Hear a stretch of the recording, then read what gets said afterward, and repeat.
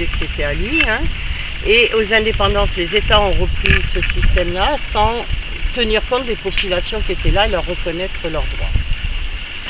Donc tout cet amalgame de non-information, de non-connaissance des lois, ou des lois même si on les connaît, de toute façon ne résout pas les problèmes.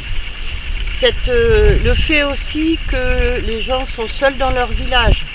Ils pensent que l'accaparement ne va tomber que sur eux et ils ne savent pas que c'est un projet, ça arrive au Mali dans l'office du Niger. Une fois on a fait une restitution avec une cinquantaine de villages et ils se sont aperçus qu'en fait c'était toute la zone qui était en train d'être accaparée. Alors que eux pensaient que c'était que leur village qui était concerné.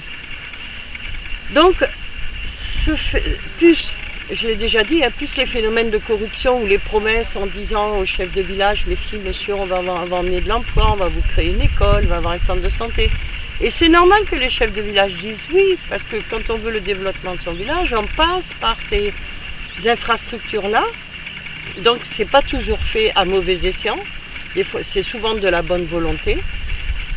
Mais le piège est tendu et tout le monde y tombe dedans. Et en premier, malheureusement, les populations, les paysans et les paysannes, puisque nous sommes dans des pays où la population est composée de 80% de personnes qui sont paysans et paysannes. Donc,